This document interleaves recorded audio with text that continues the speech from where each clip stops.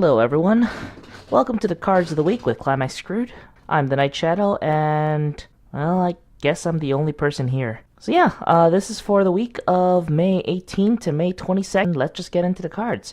The set is essentially Love Live School Idol Festival Volume 2, and we are covering both the trial deck cards and the booster pack cards. So let's get to it, starting with the trial deck first. The first card is an event called Valentine. It's a level 2 cost 1 yellow event, and it lets you search your deck for a music character, add it to your hand, shuffle your deck, then choose one of your characters and give it 2,000 power until the end of this turn. Yellow's kind of had a dearth of events. Didn't really get its first couple events until the second set. I'm not too sure I really like this card. If you want to search your music for a music character, you can do it easily at level 1, and not having to use a event. I always keep a mainstay that events have to be more powerful than characters to ever see play, and this is not. This is something that a character can do quite easily and earlier than level 2.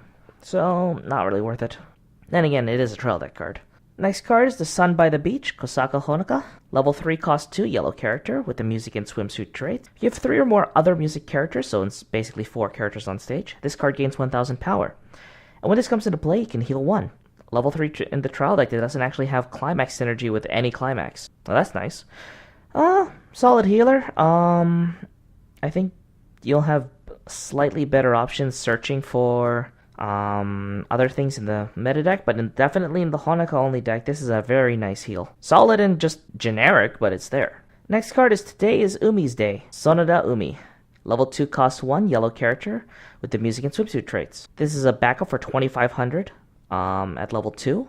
Just pay 1 to discard this. And when you use the card's backup, you can reveal the top card of your deck. And if that card is a music, the battling character gets 1,000 power until the end of the turn. So essentially a 3,500 backup if you get the condition. Now, obviously there's not much to note. This is actually a carbon copy of a previous counter from an earlier set. But the main thing is that Umi Day is really C Day, and the day that, July 21st is C Day. So the day that this card came out in the Japanese SIF was July 21st, and it's kind of a reference to that because in Japan, July 21st is Marine Day, Ocean Day, Sea Day, depends on how you want to translate it, and Umi's Day is essentially the Sea Day. So that's the pun. Otherwise, not much to talk about. It's a good solid counter. I'm starting to go away from these kinds of counters, but I still think they're solid in their own right. Next card, Summer Uniform Nozomi Tojo. Level 0, cost 0, 2,500 power with the music trait. When this comes into play, this card gets 1,500 until the end of this turn. This card has the same effect as so many of the other on-play 1,500 cards. This is something you can definitely pass over if you have a different favorite character, though this is a definitely better picture of Nozomi than the other one, so I guess you can take your pick on that. Solid card. It's a nice assassin for the turn. It's not really going to see much play. Alright, moving on. Lovely Marine Girl, Kotori Minami. This is a level 1 cost 0, 5,000 power with the music and swimsuit traits. And when this card attacks, and a Climax called I Yell to You is on your Climax border, you can pay 1. If you do, search your deck for a music character, show it to your opponent, and add it to your hand. Well, this is nice. This is a Climax combo that basically takes the place of Mermaid Festa Volume 1. Most people didn't really like the +2 soul, and unless you made the deck work to it for you, it didn't really help much. Here, this is a 1k one shot, which now reminisces of the alternate Climax combo from Sal for Asuna Invites the Party. That's kind of nice. It's a nice solid being card, able to search out your music characters whenever you want. I'd say it's playable. I'd say it's usable, and honestly, I really like shot triggers, so... no, sorry. They're called flame triggers, not shot triggers. Shot triggers, just the common hand for them. But yeah, I do really like that trigger, so I definitely would be playing that card. It's a nice solid card. And now let's move on to the booster pack cards. The first card here is Festive Clothes Ayase Ere. There's a level 1 cost 0, 5,000 power with the music and Japanese clothes trait. When this card declares an attack and you have Gold Climax, you can pay 1 to look at the top 4 cards of your deck, choose a music character from among those 4, reveal it to your opponent, and add it to your hand. Put the rest of the cards in the waiting room. Then, this card gains 2k power. Honestly, that's pretty solid. It lets you mill through your deck quickly and takes another place of your brainstorm in case that you don't have a spammable brainstorm out. That's nice. The Wool Climax is a little weak in my opinion, so I guess it's playable, but I think there are better Eddie cards. Sweets Fairy, Nozomi Tojo. Oh, whatever. Green character, level 1, cost 0, 4,500 power with the music trait. For every marker underneath this card, this card gains 1 level and 1,500 power, and when it reverses its opponent in battle, you can take the top card of your deck and put it as a marker. It's nice. It's alright. Master Flashbacks here, and South Flashbacks as well, but honestly, it's not a bad tech to have. I think there are better cards in green for Love Life, and Umi is still one of my favorites, and I don't know if this card replaces it. So yeah, solid card, not enough to crack the top in my books. Next card, Summer Festival Date, Sonoda Umi. Level 3 cost 2 red character with 10,000 power and a music and Japanese clothes trait. When this comes into play, check the top card of your deck. If it is a music character, deal 1 damage to your opponent. And as an active ability, you can pay 1 and tap 2 characters to choose one of your opponent's level 0 characters and put it in their waiting room. What? Okay, I get the first effect. The first effect is nice, dealing 1 damage, but that second effect really reminds me of that awful level 3 Nanoha from Gears of Destiny trial deck, which was an on-play pay 3 kill level 1 in the front row. When is this ever useful? Sending a level 0 to the waiting room, I don't know, like, the only time that would be useful, I guess, if they still have level 0 supports at the back row, but then why in the world are you... Unless it's a really key strategy to the opponent's deck that this effect will pretty much never run, in my opinion. It's there, and I get it has to be an ability of sorts, but it's kind of hoping for more of a finisher. Run it if you like Umi, don't run it if you don't.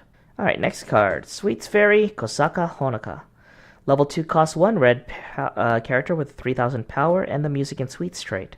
When this comes into play from your hand, you can ditch a card to salvage a music character, and when this card is reversed and its battle opponent is level 2 or lower, you may place that character to reverse. So essentially a level 2 reverser. Level 2 reversers never tend to work out only because there's not really level 2s that are played.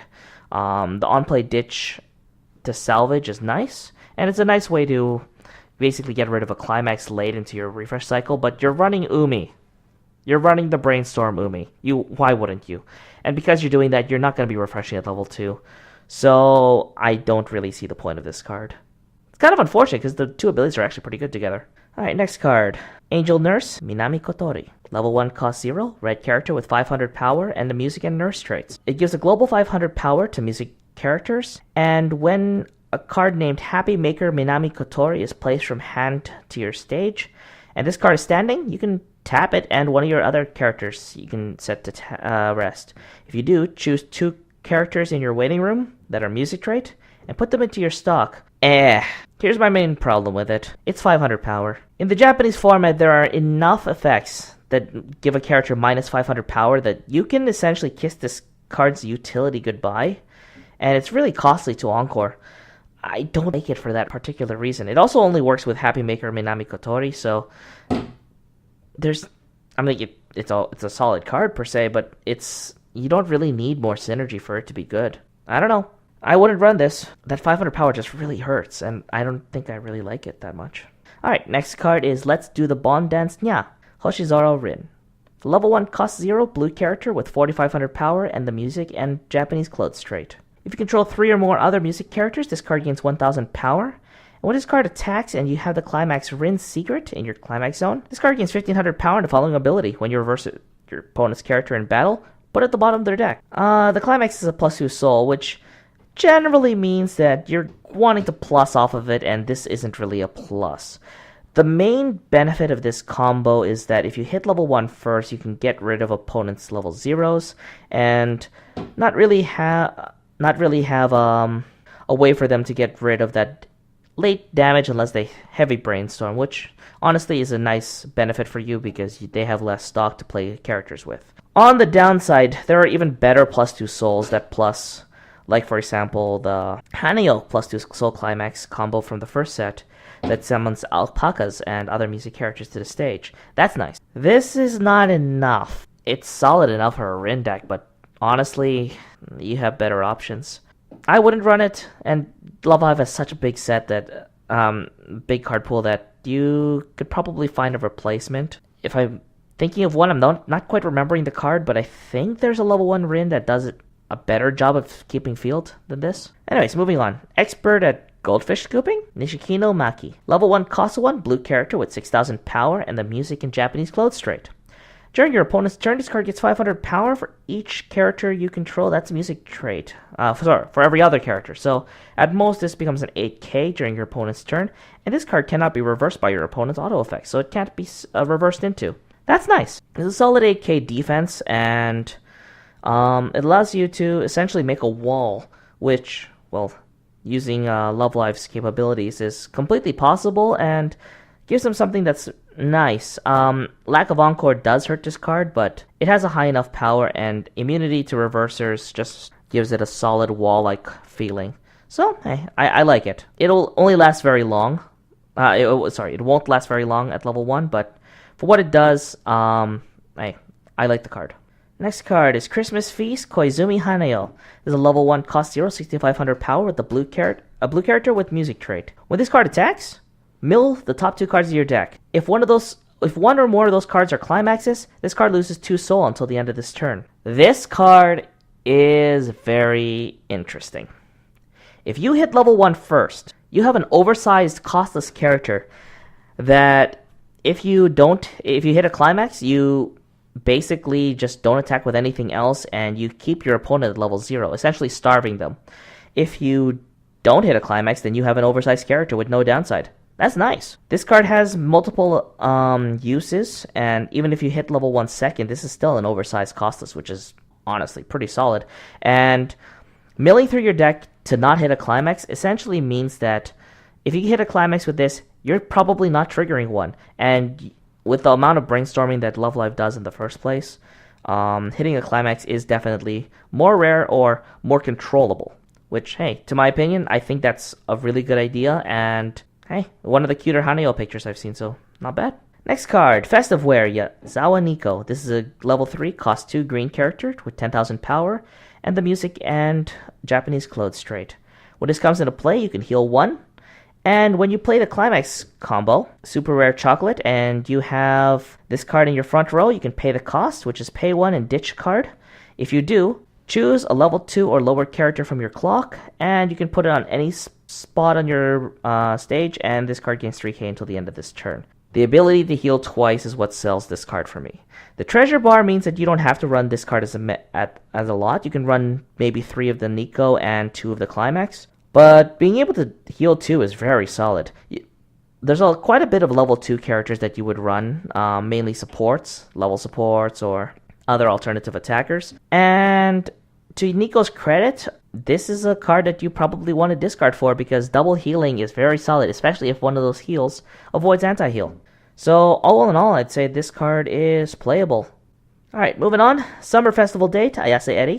This is a level 0, cost 0, 2,500 power, green character with the music and Japanese clothes trait. There's a lot of these Japanese clothes trait. During the start of your opponent's attack phase, you can take the top card of your deck and put it in your waiting room. If it's a music character, you can move this card to any empty border on your front row. Between this and the level 0 Kotori, you're going to have quite a number of options for a mill runner. Now, it really depends on whether you want a level 0 character or whether you just want a music character. This is double R because reasons. I actually have no idea why this is a double R. It seems like an R effect, but all in all, this is a solid runner that is oversized because you need to mill, but mill runners are actually very decent, especially at level 0 when you don't really want to be stranding climaxes in your stock. So all in all, I say this card is definitely worth it and worth playing. Next card is Christmas Bell Hoshizoro Rin, level 1 cost 0, 5,000 power, a blue character with the music trait. You can pay 1 and discard a Happy Maker Hoshizoro Rin, that's from the previous set, at the start of your opponent's attack phase. And if this card is in the front row, you can pay the cost. If you do, choose a character that you control, and this card and that character both gain 3k until the end of the turn. This is interesting. Gaining 3,000 power to counteract whatever offense your opponent has, especially because this is at the start of the opponent's attack phase. So you get to see what effects they've triggered and what climaxes they have. So unless your opponent is running heavy bounce, the 3k is nice. Now the question, I guess, is it worth discarding to keep 2 characters alive? And my response here is that treated it like a character discard encore that you had to pay in advance for. It's solid. I like the effect. I'm not sure how well it would be run, but all in all, I'd say this is playable. Turning a 117K vanilla, for instance, which obviously you're not going to run very much, into 10Ks.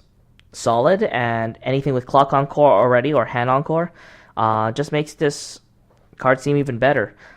I'd want to see how this card is played, but overall, I really like this card. Oh, and that's it for the rest of the cards. I guess there's not much to say here. Shining Resonance got a release date, I guess. I guess I can mention that. It's being released on July 17, the same day as... I'm silent here because I can't remember. I don't remember. It's definitely getting released on July 17 though. And it's a 40 card extra booster. So and it's legal with Shining Force EXA and Shining Force. So that's kind of nice. So essentially, this will be their second comeback campaign. We'll see how well it turns out, especially because with Victory Spark dead, the Shining series has more of a mainstay to come back to Weiss. So, welcome back, I guess. Other than that, that's it. So, please rate, comment, favorite, like, subscribe, whatever. Whatever it is that Wuxian normally says. And until next week, this is the Night Shadow. Catch you later.